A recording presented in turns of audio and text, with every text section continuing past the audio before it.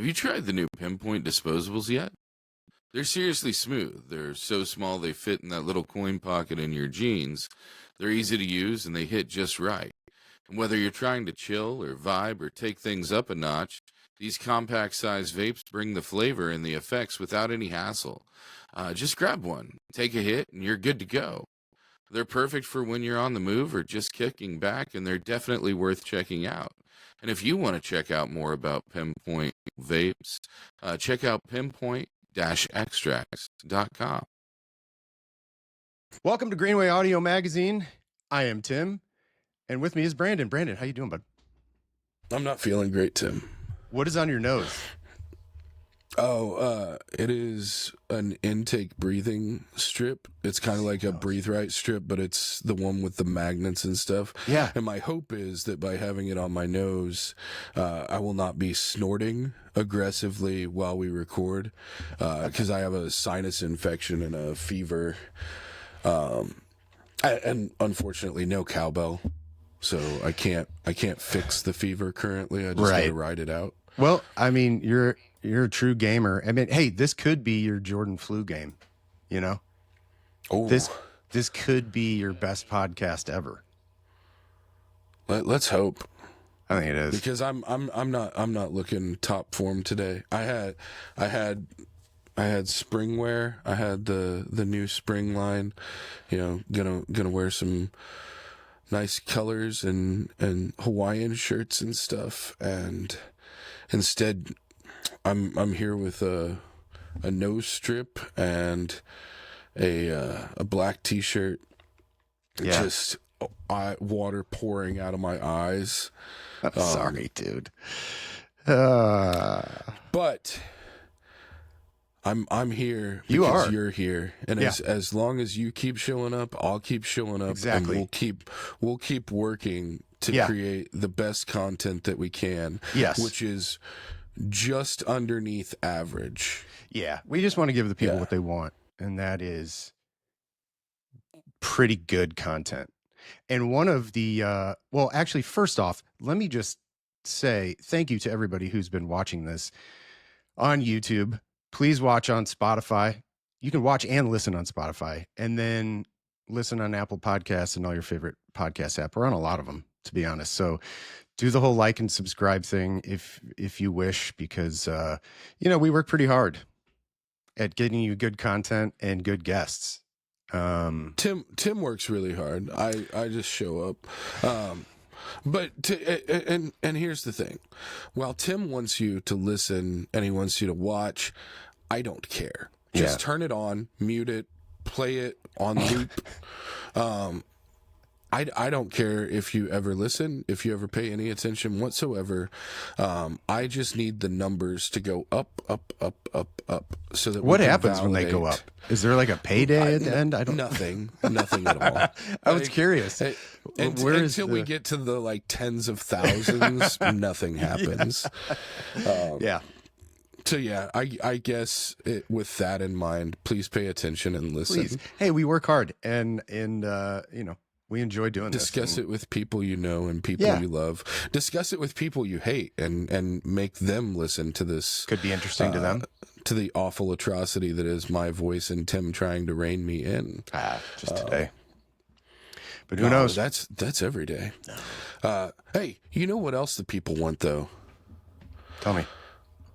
They want those little Pinpoint disposable vapes that go right in your Pinpoint pocket.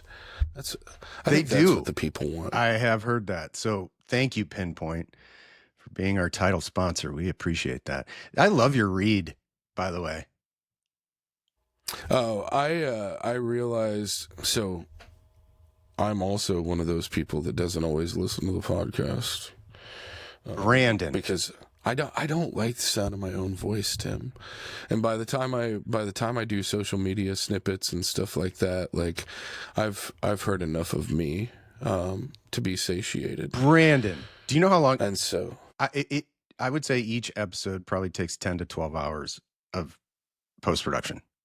Yeah, so you should. I am very familiar with every word and every facial expression you have ever made on any of these. Hundreds of hours. and we're still here. Tell them about how much you have to clip out every time, though.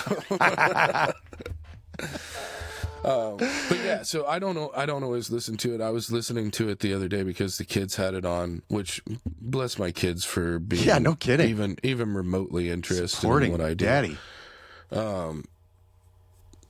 But I've heard that read so many times, and I just now noticed that the kerfuffle at the end. I know, of it, but it's part of it now. Pinpoint extracts.com. I'm Ron Burgundy. It's part of the ad read now. It just gives it character, and I love it. You know what else I love? I noticed this the other day. It is a few weeks old, but on a good God, I am worried for you, sir. One of my favorite parts of this is that anybody that is watching this and not listening and not just listening is going to see me dying, and you just being like, you know what my favorite part is? I'm trying to act like you're not choking to death. Okay. So I'm sorry to interrupt your flow. What was your favorite? No, so here, I think this is the good juxtaposition, big word, between you and me. Your head is just an encyclopedia of cannabis knowledge and news. Mine is, I'm kind of a rookie. Maybe this is my second, third year in the bigs, even though I've been in this industry for 7 years. I don't have the knowledge base that you do. One thing that was very interesting to me is that at the beginning, when everybody was voting on this and where taxes would go and all that kind of stuff, you heard where it was going to go, but you didn't really know exactly how much. I do know how much now. And I saw this. I know you wrote about it. I mean, you write about everything important in the industry, but I saw this article on.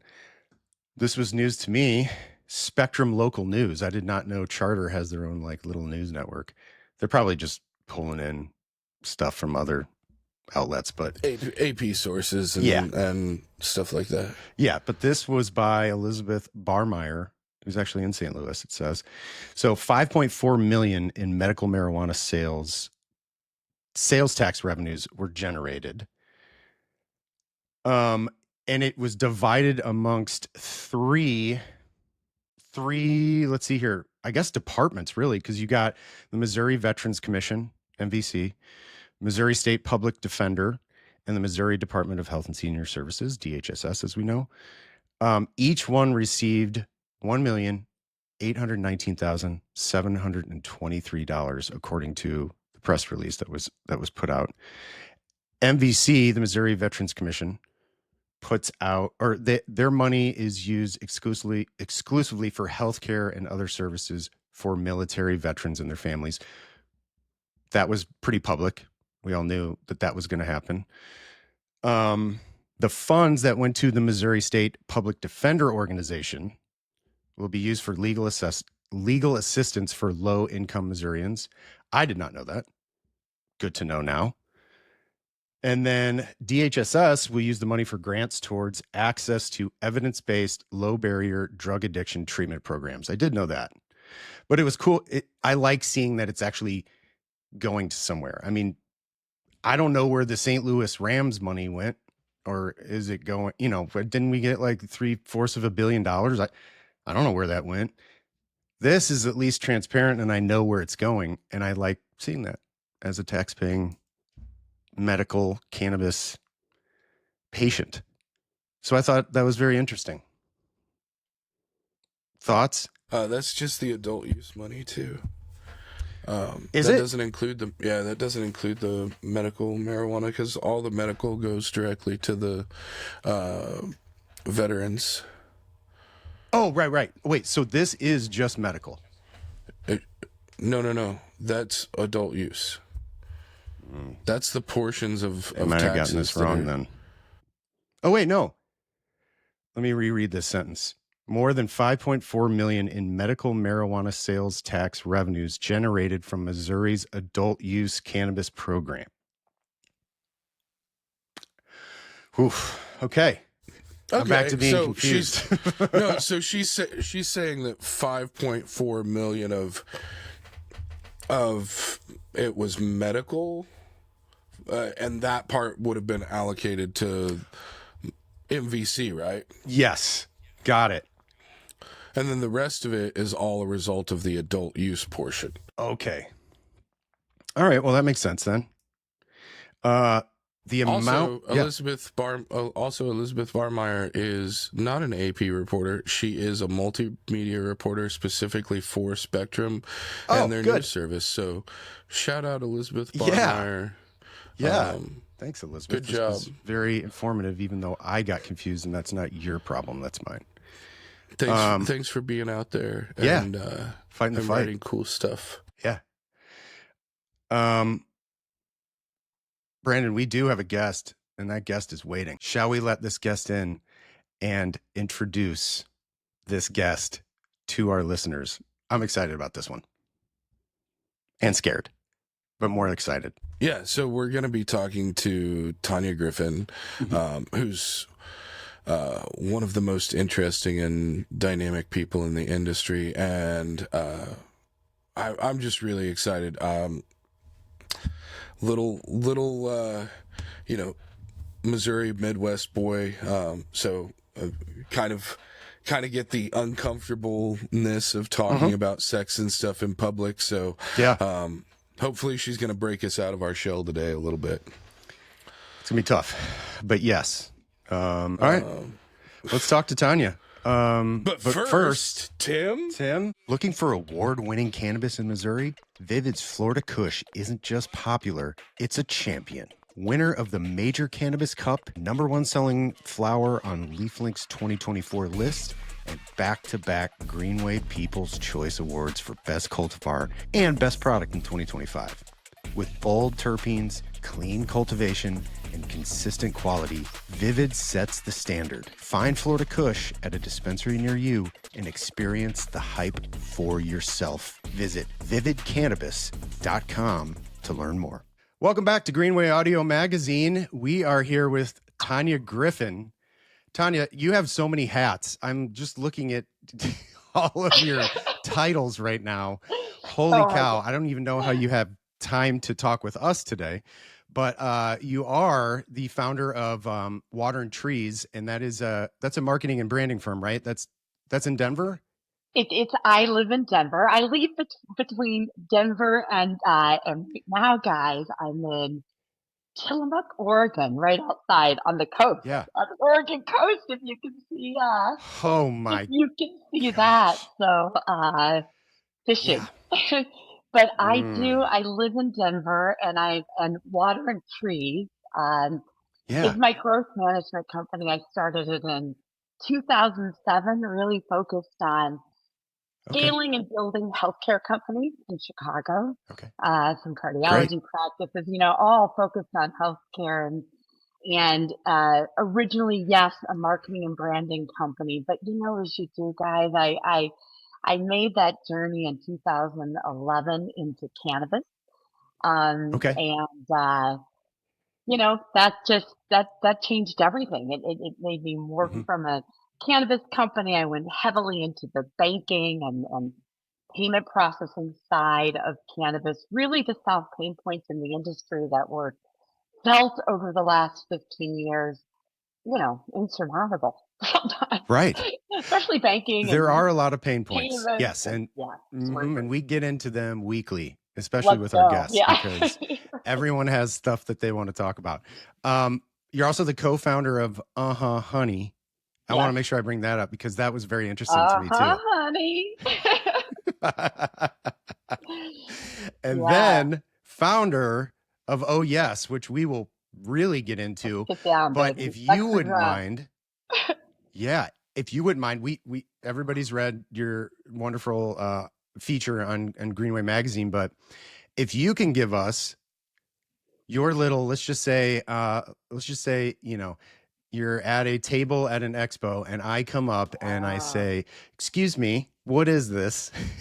Can you give us your pitch? Because I really want to hear it from you." Yeah, so just like really just digging into my baby, which is oOYes. Yeah. So two Okay. O's, oOYes. You know,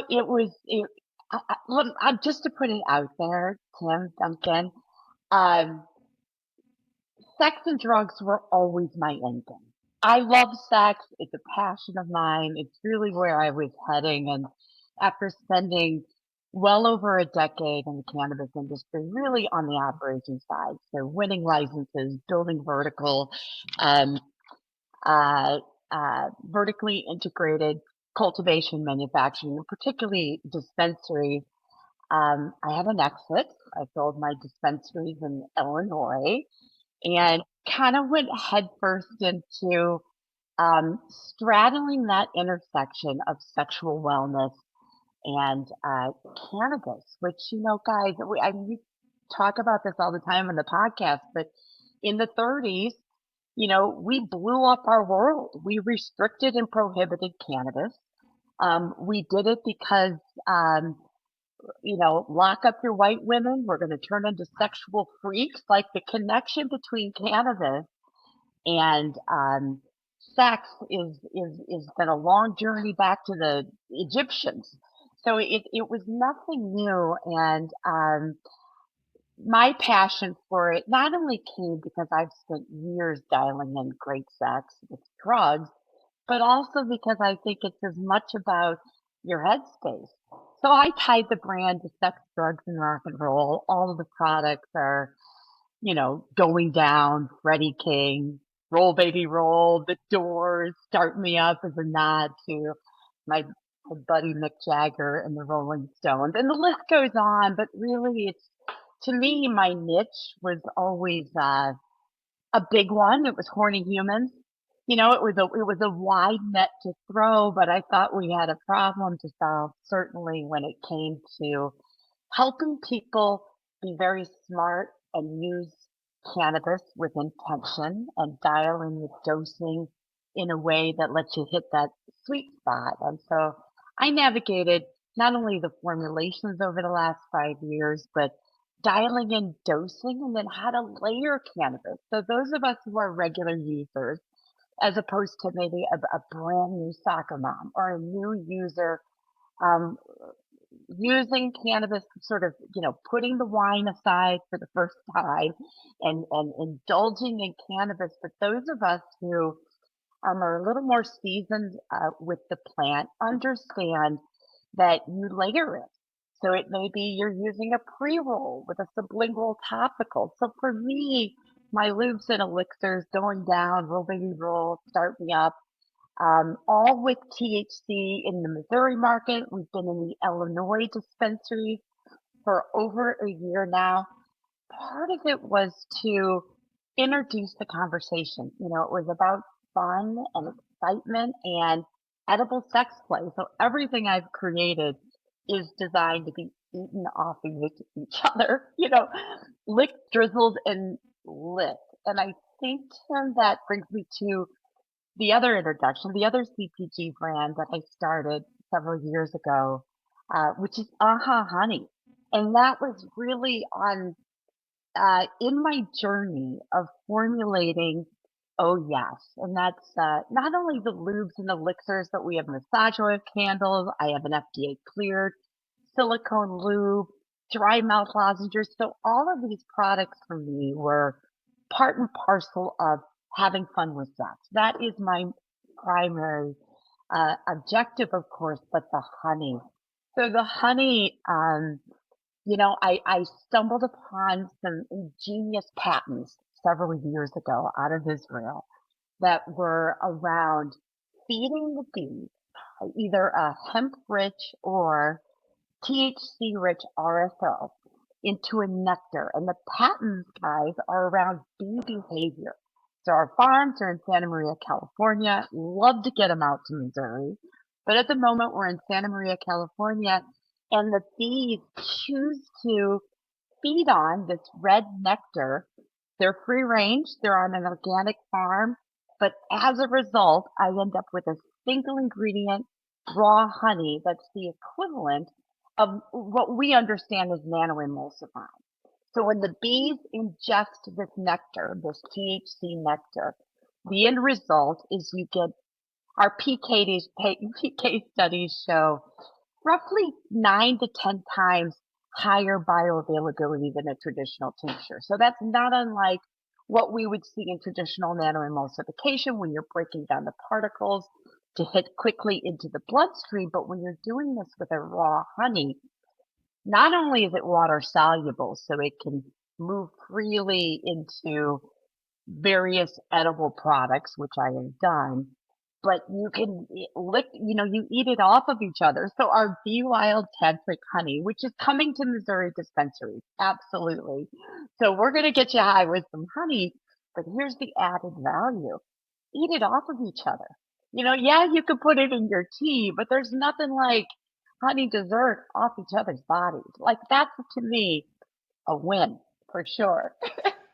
So That anyway, is that's kind of the mix. That's where it all right. comes together. I have a feeling that Tanya's never dated anybody with the amount of body hair that I have. Let's go, baby. I'm down, though. I am not opposed. But here's the thing about body hair. We got this for you because there's I'm just going to say, I'm going to send you guys a ton of products. Our Love Me Too, which is a nod to the Beatles. I made it with the propolis and the honey, but 7 different herbs. Of course, it's this moisturizer for your other lips. So I really geared it to women. But my friend, for the beard, we put through honey. We definitely positioned it as beard stuff because I put lavender and frankincense and so many different herbs that I got you. I got you on that beard. I'm here for it. I'll try it. I have not tried any of Tanya's products since they've been in the Missouri market. Just nothing with you. I'm at a space in life where I don't have anybody to there's no need for that over here. I'm gonna put it in the beard. I did not look at it as a beard moisturizer line before, but now we've got it. Now we've got a use for it.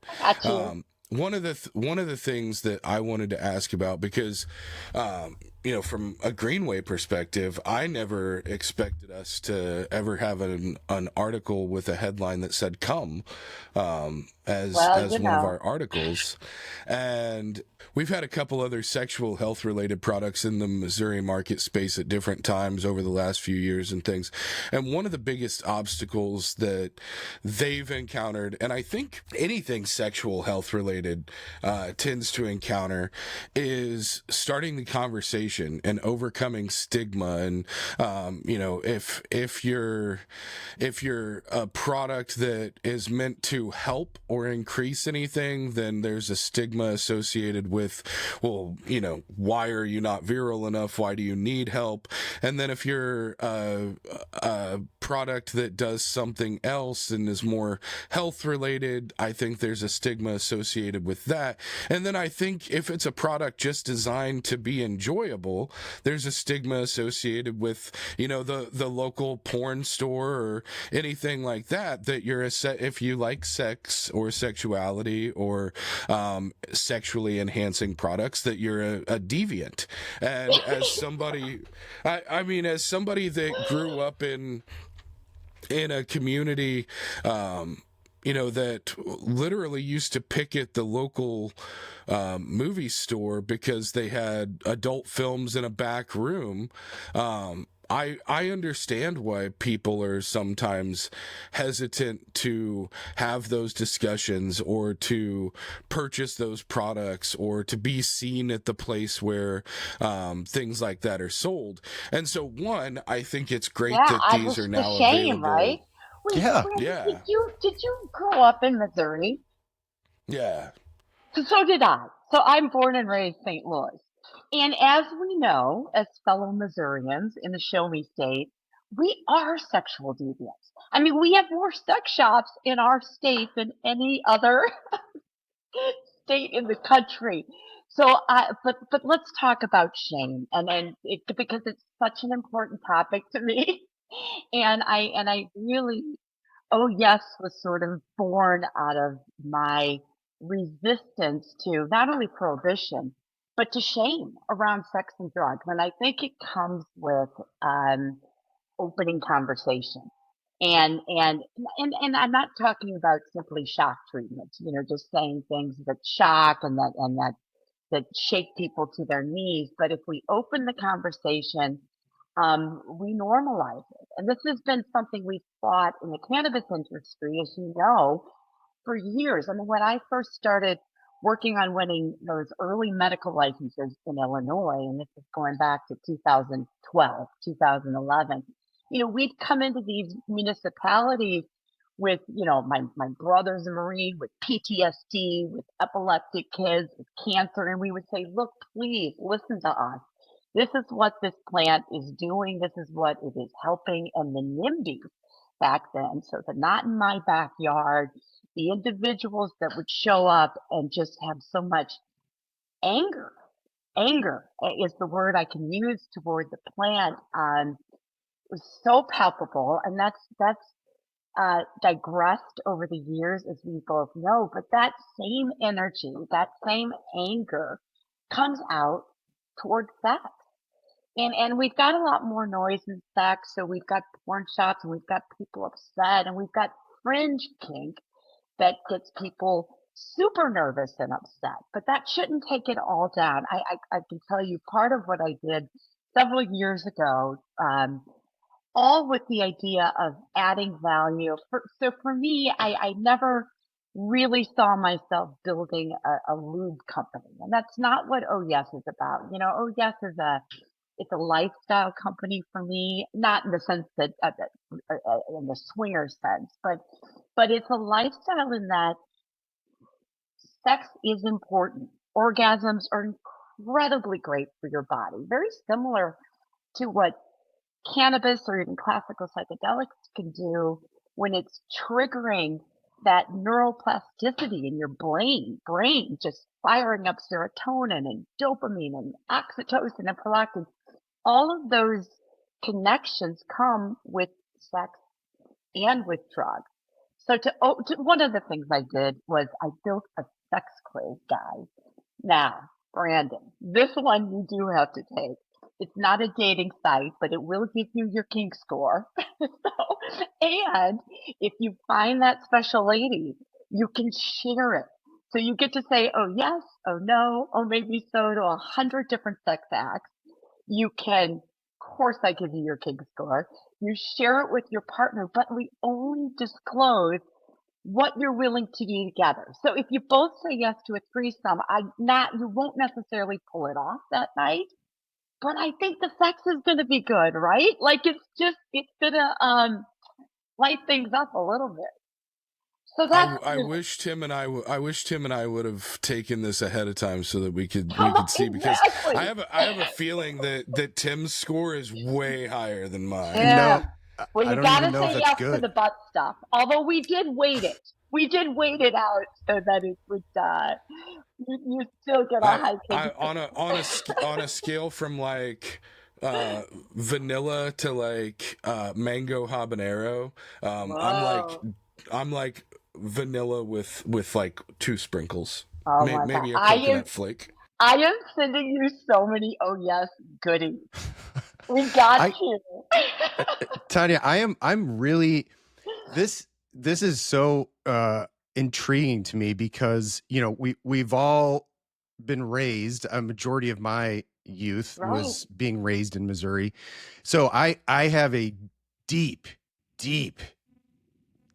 sense of Catholic shame and that guilt, and it even though I'm not a part of the Catholic religion or anything anymore, it still is embedded deep inside of me.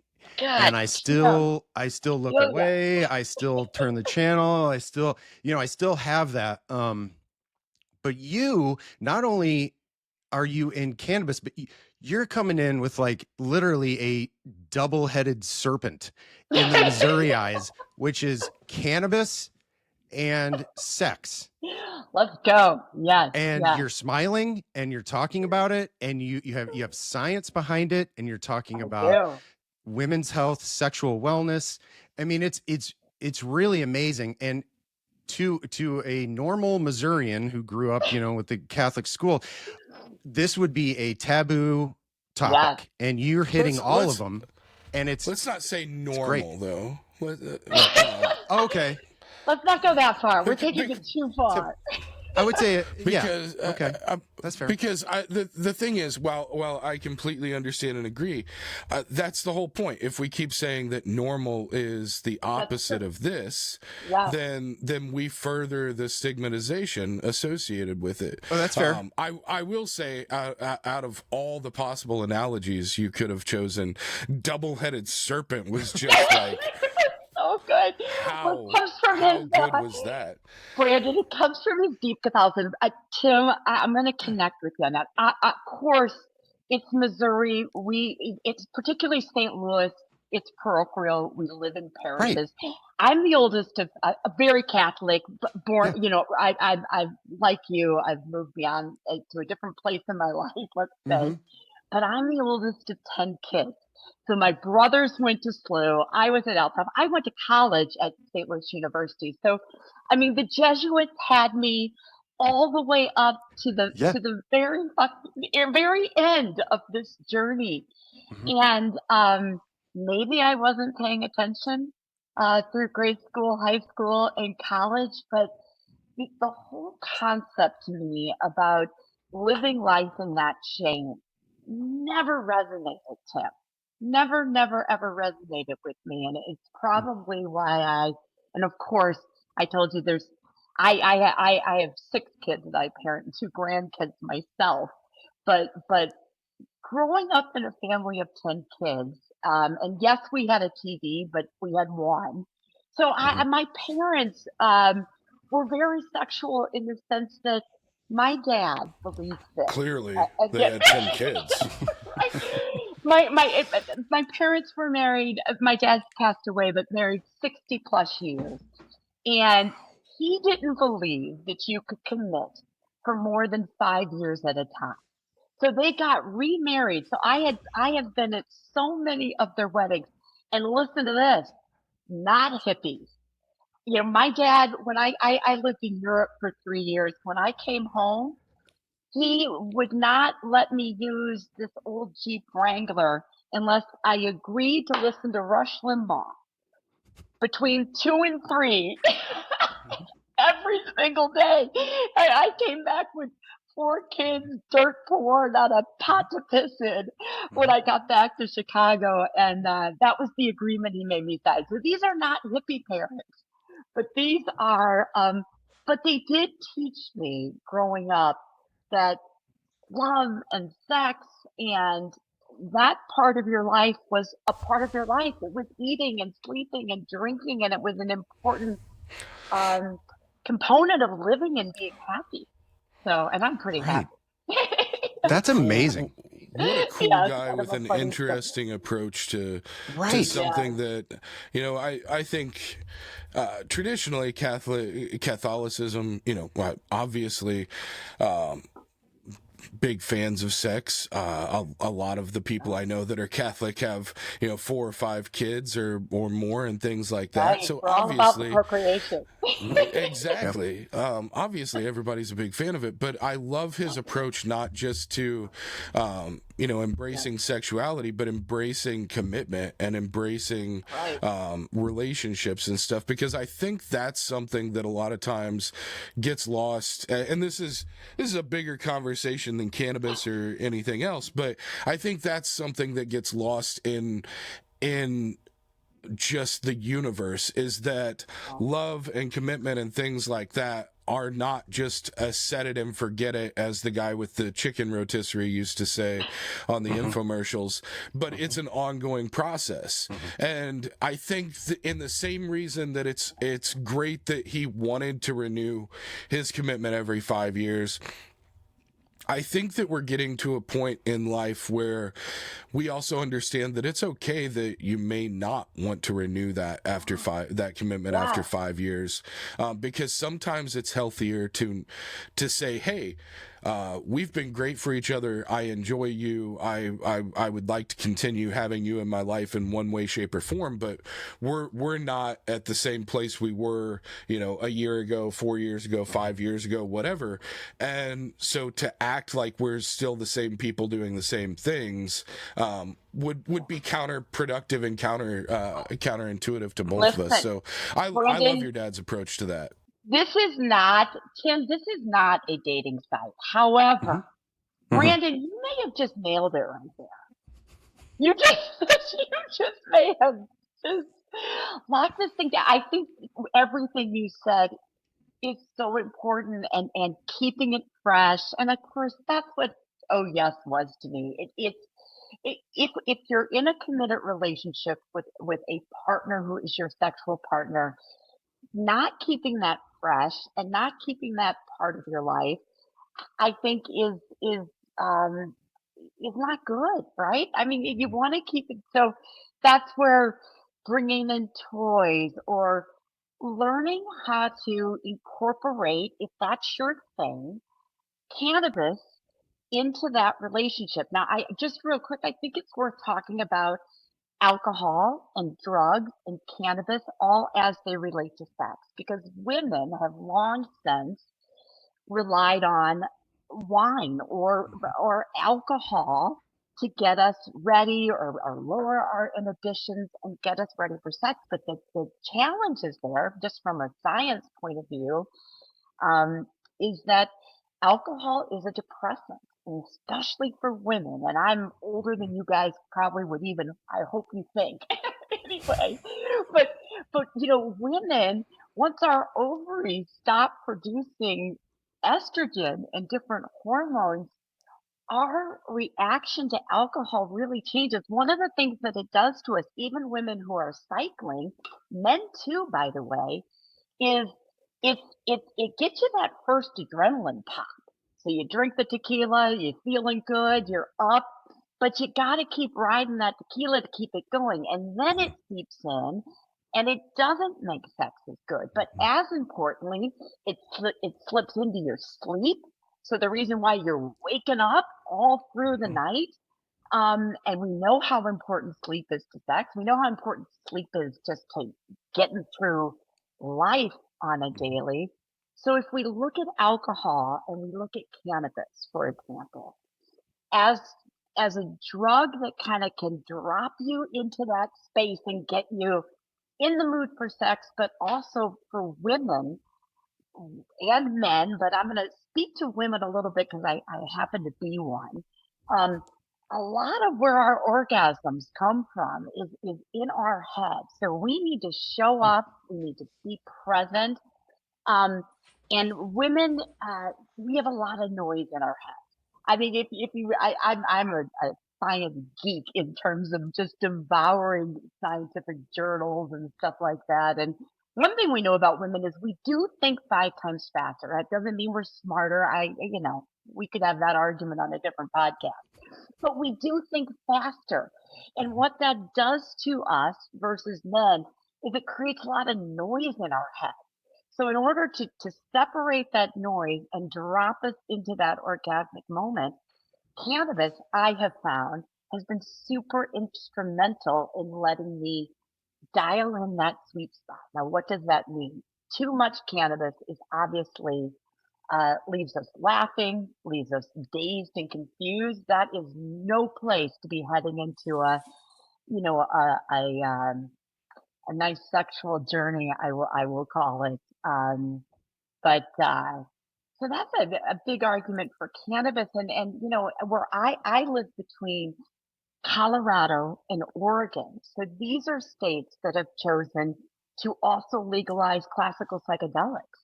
And Missouri is kind of stomping along that path to figure that stuff out. So when we look at alcohol up against cannabis or even psilocybin or LSD or these classical psychedelics, and we're very intentional about how we dial those in, I can tell you from years and years, 10,000 hours plus of experience dialing in great sex and drugs, that you can get there. It's about dosing. It's about using an intention. And when we talk about dosing, it's never about the hero's dose necessarily.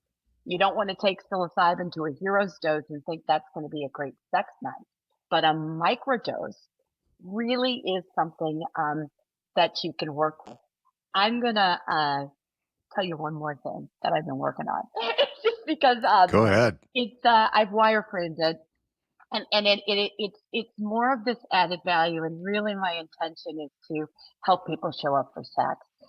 So I created a platform called We Flow You, and it's very simple in the sense that it can tie into your biometric, your Aura ring, which takes your temperature at night.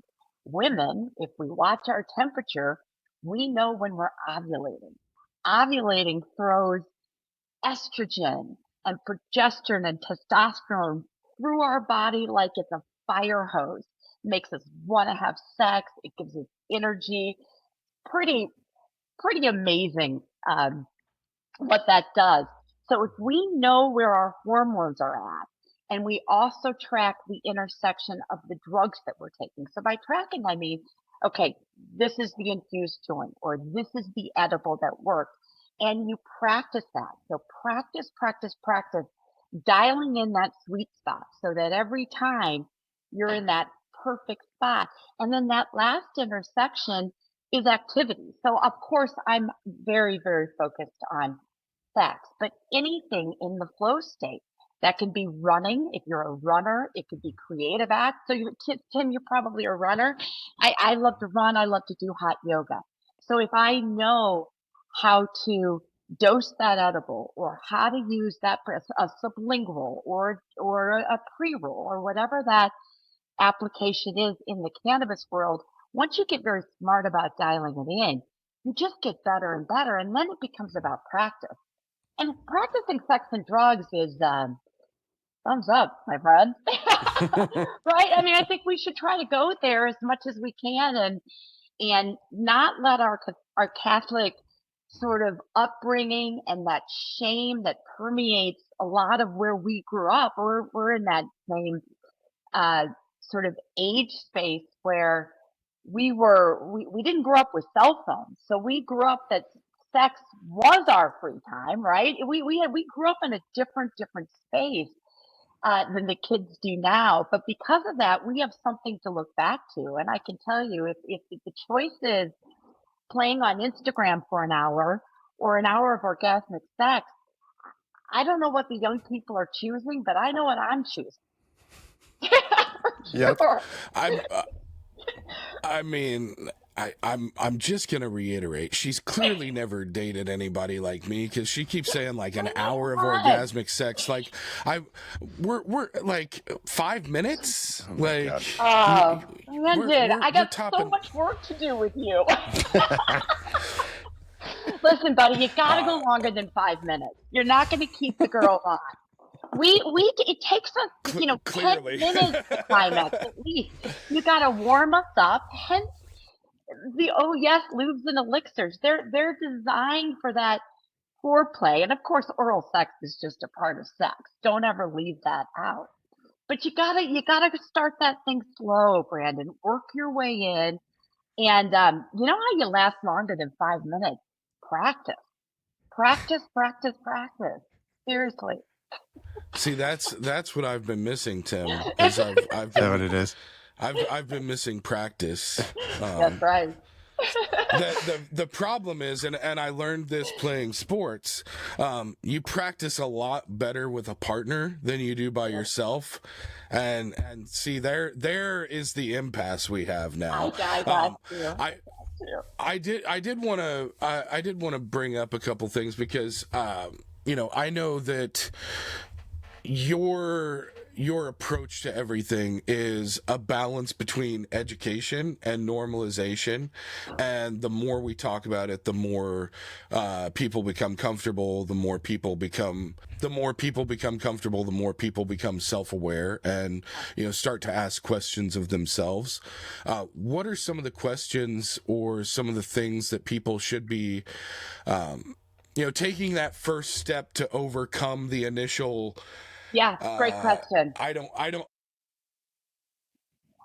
If we're talking about just showing up for sex in general and maybe shedding years of Catholicism, I would say jump straight in. So, you can take the sex quiz, you can listen to podcasts. I write a weekly newsletter, Brandon, called Yes to Sex, where I'm full me, full Tanya, Tanya's tips. So we explore lubes and cunnilingus and fellatio.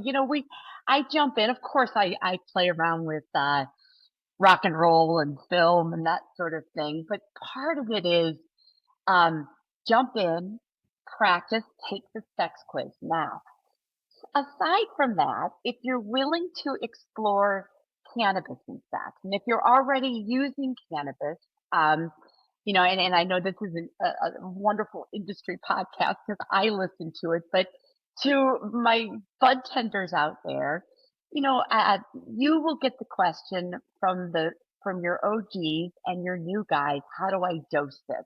So the answer to that is anytime you're combining cannabis and sex, again, you need to track it. You kind of get into the feel of what works and layer it.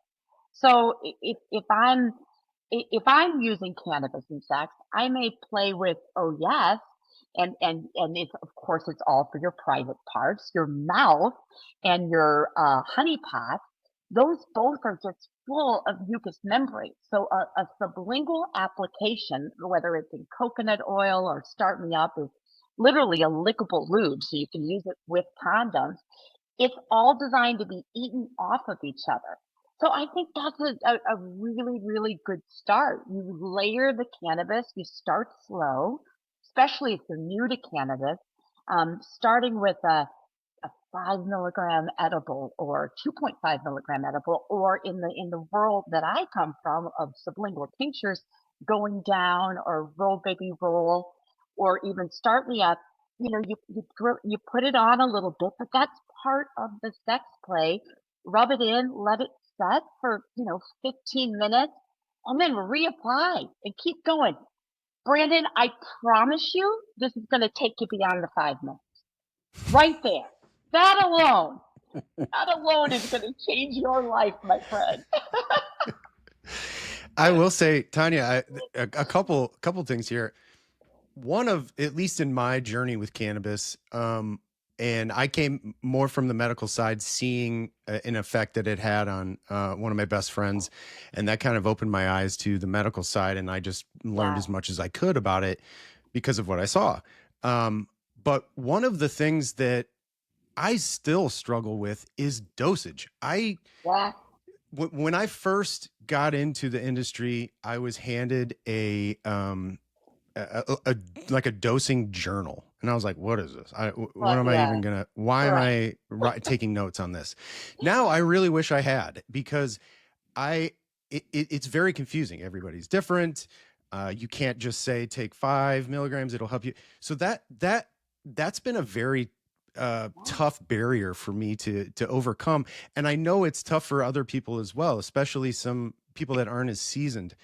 And sometimes they give up because they can't find the right dosage. It's too little, they think too they're much. Allergic. It's not going to agree. They're allergic. There's just so much. That is a very tough field to navigate.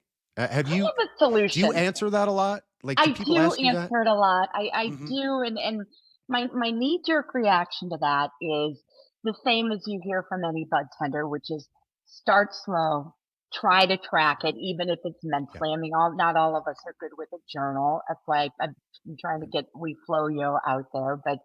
But so start slow and track it. But I've got a quick fix for you that we're coming out into the Missouri market. So this is going to be available soon, but I told you about Aha Honey, the diffused separate honey. So one of the things that I've done is in all of my products, I am a big fan of terpenes. Not everyone is, but I'm a lover of terpenes, and so all of my products, I lean very heavily into terpenes. They all have a signature orange creamsicle taste, so you know that elevates or brings up the limonene, the limonol, but particularly the limonene. But here's my secret sauce, guys: beta carophylline. Beta carophylline. I mean, it's for those of you who don't really know what that is. It's got origins in the pepper world. That's where it kind of comes from. So it gives this kind of nice, savory taste. But more importantly, what we understand in the industry, and there's always been the rumor around for decades and decades about eating peppercorn when you overdose. And, I mean, that's kind of, well, anyway, that's been out there. So what beta carophylline does is it also can take you down off a nauseous, bad cannabis high. Now, so I have a product called Trippin', which is the beef-fused honey with a pretty heavy dose of beta carophylline. Now, why the honey? Honey is super interesting because when you're having a bad trip, and let's just move the pendulum and include some classical psychedelics like psilocybin, for example. What takes you down off the floor moving and the world sort of coming in and out with a classical psychedelic can be high doses of sugar. So if you sort of know or have in your back pocket a couple of tricks, and really the reason why I designed that particular product is thinking about this question that you asked, soccer moms, who I was one of, who really want to let go of the wine, the box of wine every night, and want to transition into cannabis, but they're absolutely scared to do so. So if you're starting with rolling on a little sublingual tincture and letting that come up, that's one thing. Now, if you have a partner like Brandon and he brings out the infused pre-roll right out of the gate, having something that can take you down a notch and level you out is a trick. Because the other trick, Tim, as you brought up, getting into it early days when you first started, was somebody handed you a journal and you were expected to start slow, but who starts slow and who really gets that? I mean, you're sitting there with 100 milligram chocolate bar. At what point are you saying no? So it's a real issue. So I think it's twofold. It's try to ease your way into it and dose with intention. If you go too far, figure out how to pull it back. And because you're not going to be able, if we're just talking about sex, you're not going to be able to have sex super high. It's just not, you're not going to pull that off. It's hard to do for you guys, and it's hard for women to do it. And you guys probably won't be able to finish. But where we are is not only can we not finish, but for me, I'll give you an example for me, the vape pen. I don't do well on the vape pen for sex. I do great with cannabis and sex. The vape pen gets into my head, Tim, in a way that makes my brain race. Well, if my mind is solving 10 problems, it's not solving the problem of a good orgasm. So that's counterintuitive. So I think it's a balance, and each of us are different in how we metabolize cannabis. Me, because my hormones, I feed my body hormones now, so I can dial that stuff in. And I'll tell you a trick for those women who are on birth control and or hormone therapy. Estrogen, from a science standpoint, is a conduit. It gets in its little car and it drives up to the CB1, CB2 receptors where THC comes to meet the endocannabinoid system, and it pulls it into the endocannabinoid system. So if you are in perimenopause or you're on a high progesterone birth control, you're going to have a more difficult time getting high. Knowing that and knowing how to dial in that experience, you see how important that becomes when you're looking at sex. So I think that's a big answer, of course. a simple question. But as you start practicing and learning to do these things, you just get smarter and smarter about dialing it in. Wow. Yeah. That it doesn't mean I have so many questions, but one thing that you did mention that I did want to bring up, because you just mentioned the word kind of overdose with something, is savedmylife.org. Oh, so thank you, Tim. Yeah. I was blown away by that. So just so if people understand, savemylife.org, it's basically you can donate money to have certain communities that can have a Narcan distribution cabinet for that community. So basically, it's saving people's life who overdose. Oh my God! So Save My Life is a non-for-profit. I started, really kicked it off heavily in Illinois in 2022. But in 2014, I was donating Narcan. Let's just tell what Narcan is. Narcan, another name for that is naloxone.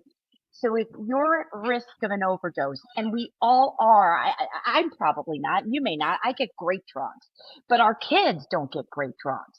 So the kids at risk here are the kids in high school, anybody who is, somebody hands them a Xanax and tells them, here's and whatever happens. And we've got about 45 minutes to save their life. The only thing that brings you back from an overdose is Narcan. So what I did is I'm coming to Missouri, and I've been working on Colorado pretty hard, but I'm all over Illinois. And I designed these vending cabinets and as well as these red newspaper stands. And I have a relationship with Supra, or the Department of Health in Illinois, and I've created a conduit for free Narcan. So I don't expect, no one needs to really give me money. Really what I need is for dispensaries to raise their hand and say, yes, we're going to give out free Narcan. Part of the problem that I had in Missouri is we are run by multi-state operators in Missouri. And I'm not saying that's a good or a bad thing, but there is a stigma attached to Narcan in the sense that an overdose means that you're a junkie, or has all these connotations to it. I'm going to tell you and the listeners that nothing can be further from the point. That we're killing our kids. These is in the suburbs. If you think this is some junkie on Hood Row, you are absolutely wrong. Everyone should have Narcan. It's not that you think that you're going to have an overdose, but if you're at a party or if you're at a concert, please take Narcan with you, because it's the difference between life and death. So, guys, was about this. If I'm going to be outspoken about sex and drugs, and I'm going to be screaming that there should be no shame around these two things, then I think I also have an obligation to educate and protect. And that means I want everyone to have Narcan. Now, when you buy your cannabis at a Missouri dispensary, you have no risk of a fentanyl overdose. It's gone through strenuous lab testing. However, if someone hands you a gummy or a chocolate bar at a party, you are at risk. So if you're sharing that doobie, you need to understand that if it came off the legacy market, there are risks. If someone's doctored it, there are risks. And we just need to protect ourselves. I would never tell someone they shouldn't do drugs. That's your choice. But I do love everyone, and I do want everyone protected. So, guys, that has saved my life. And thank you for bringing that up. It's super important to me, and I would love to bring this program into Missouri. My distributor, my partners in Missouri are Clover. And I really, really love these guys. In Illinois, it's Nature's Grace, and I also love those guys. But I got to tell you, Clover has been so incredibly supportive about all of these things, educating and protecting, and so behind this conversation of sex. When, Tim, as you said, there's a lot of stigma. We're from a very Catholic, parochial state. We just are, and we're inherently conservative, despite all of our porn shops. Despite the fact that we have more porn shops than, than any other state in the country. But that's how I didn't know that. It is so true. You know who told me that? Josh at Clover. So I was like, okay, Really? yeah. We're a deviant bunch, us Missourians. Absolutely. Absolutely. Wow. Yeah. So I think, thank you. And here's what, if you have to go to Walgreens or CVS to buy it, you're going to spend, $75+ dollars. So what I'm giving out is a box of 2 Narcan nasal sprays. And if you go to SaveMyLife.org, you can learn how to use it. But if one of your buddies is overdosing, you just squirt the nasal spray up into the nose, and they're going to be alive. So I donate a lot of these red newspaper stands. I donated them all over Will County, and on my board is Dr. Kathleen Burke. And, in the last 3 months, we've saved 23 lives registered. So those are people that reported back, guys. That's out of just our red boxes at the libraries, at the high schools. And that's only the guys that have reported. That's 23 people that are living. And listen, nobody should be dying from drugs. This is, something's got to get us through the day. And I choose drugs. So I think that we're making a big mistake if we're choosing to judge others and shame others instead of offering education and solutions that protect each other, because we're all going to get high, whether it's alcohol or gambling or drug. We all have our release. The trick is to do it with intention and to do it wisely and be happy. Mine's that. I like Tanya, that. this has been, I gotta tell you, this has been unbelievable. I mean, you just as a human have been blowing my mind. Just doing a little bit of research on you before this.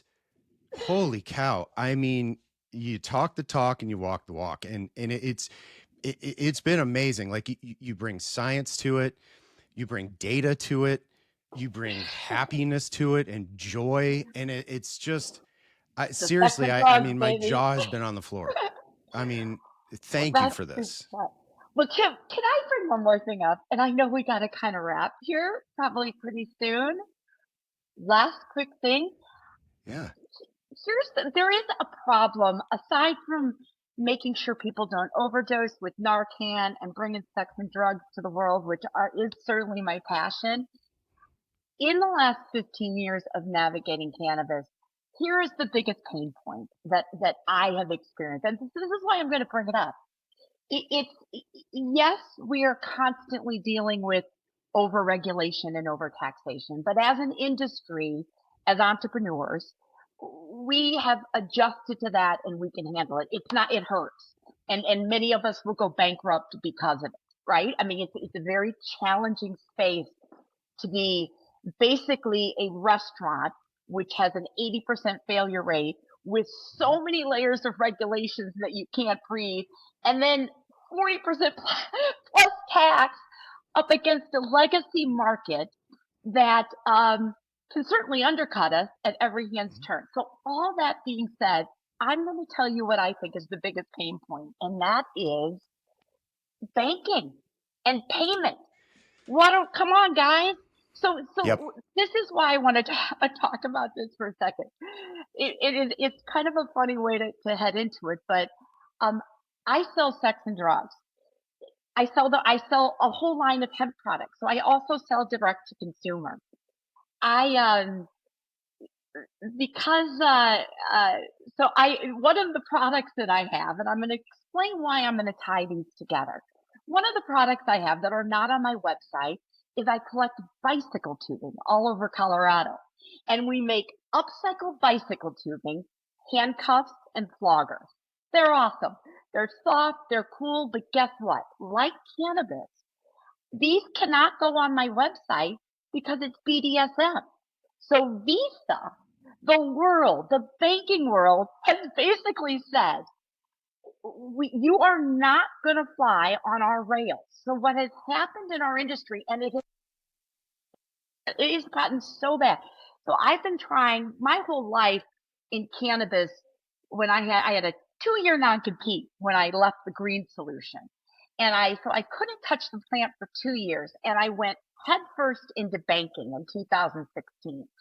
Banking, payment processing, to solve that problem, because we cannot manage this industry if we cannot move money legitimately.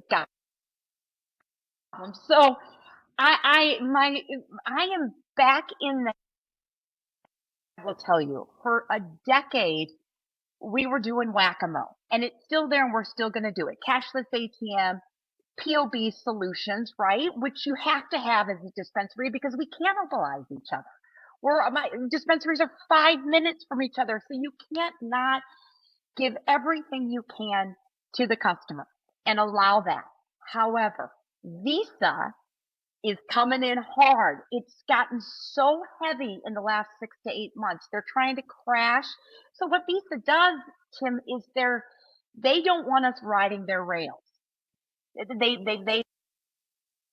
What we're doing is we're standing up POB and cashless ATMs. We're allowing the customer to pay with their debit card because they expect that. Some places will take credit card. All of these are a no-fly zone.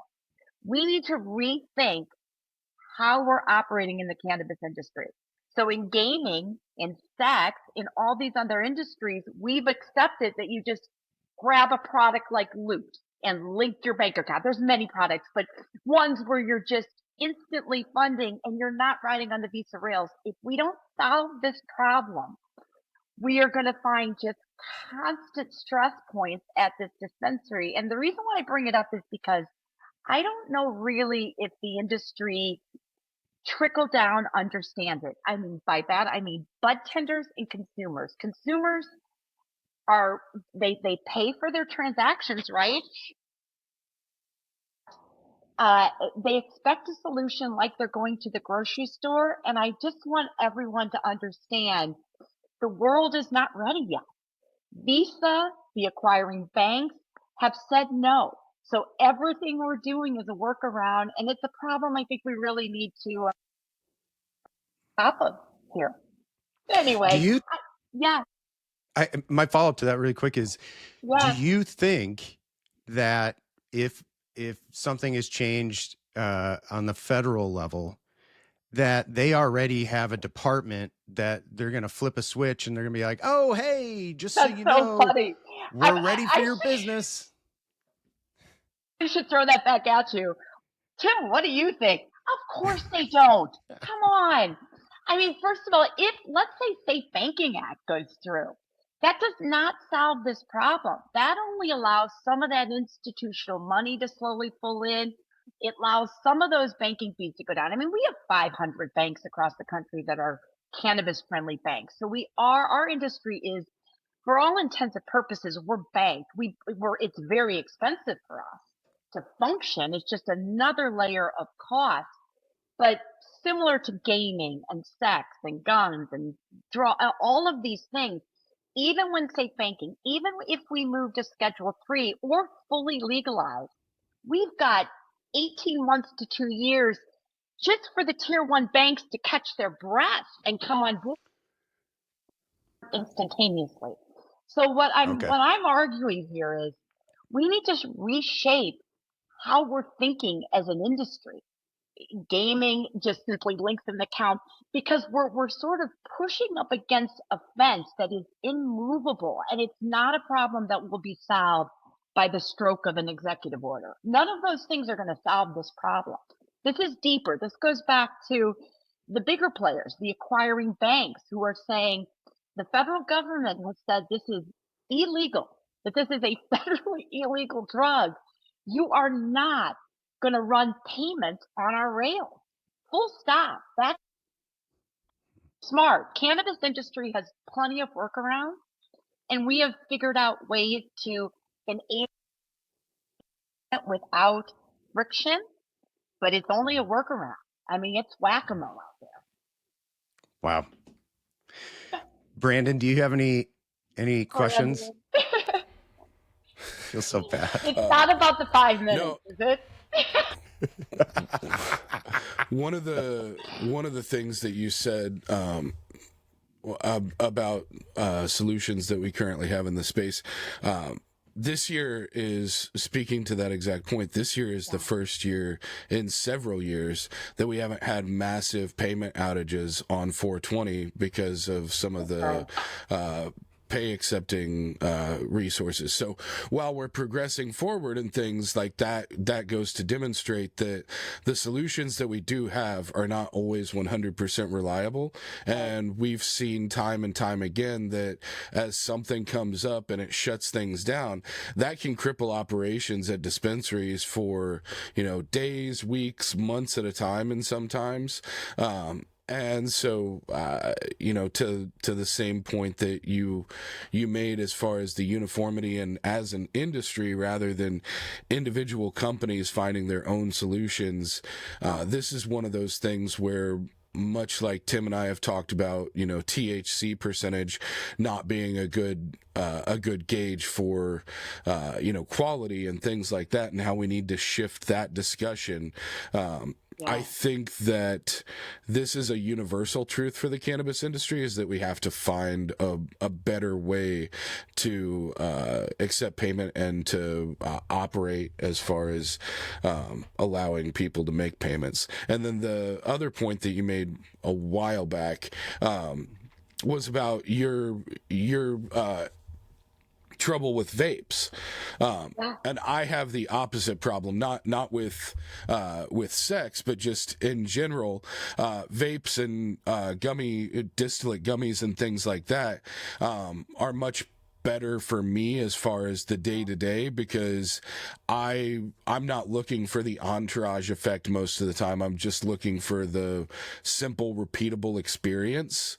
And so that lent that knowledge to me as far as understanding what you were saying, both about the benefit of the entourage effect and how it's enhancing, but also how, using just a distillate vape or something like that creates a completely different experience. Because that's a discussion that Tim and I have had a few different times, and we've talked to some other people on the podcast. I know that you need to get out of here and get on a plane soon, but we've done this a few different times, and one of the things I wanted to discuss, because your tagline is sex, drugs, and rock and roll. I would hate to have you leave without us discussing the rock and roll aspect of sex, drugs, and rock and roll. Right, let's go. Tim and I are both big music geeks, and so I'd love to kind of hear what's on your playlist, or maybe what maybe give us a playlist for what we should be listening to have more than 5 minutes, something like that. But yeah, I'd love to get the rock and roll portion. I feel like we've got the sex, we've got the drugs. Let's get into a little bit of rock and roll. Let's hear it. So I give playlists out almost every week in Yes to Sex, by the way. But come on, I'm a retro chick. 1960s, 70s is my sweet spot, kind of late 60s. So, George Clinton, Funkadelic, Jimi Hendrix, come on.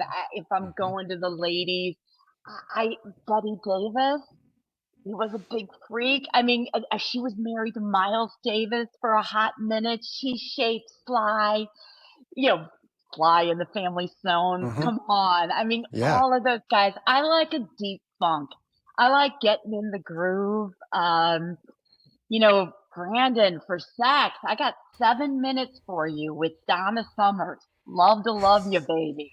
If you can make it the whole 7 minutes, I got you. Just love to love you, baby. That's my song for you, track. my friend. That's good. 7 minutes. Something to aspire to. Yeah, that's perfect. I'm taking notes here. Tanya, thank you so much for joining us. This has been an amazing conversation. Seriously, I know we need a part 2 to this. Let's go. But in the meantime, we could direct people to so many places here, but I do want to make sure that everyone knows that the oOYes products are distributed through Clover here in Missouri. Yeah. And I have seen the dispensary locator on your website, which is great because I was able to find there's Green Relief, Revival 98, Latitude, Cassville dispensary that carry some of your products. Yeah, so I can't wait to see that grow here. And I'll be putting up all of the graphics and links and everything to everything we've talked about throughout the podcast. But thank you so much for joining us. We had an amazing time, and I appreciate it. Likewise, Brandon, Tim. All right. Well, have a great weekend. Okay. Bye, See you later. Thank you.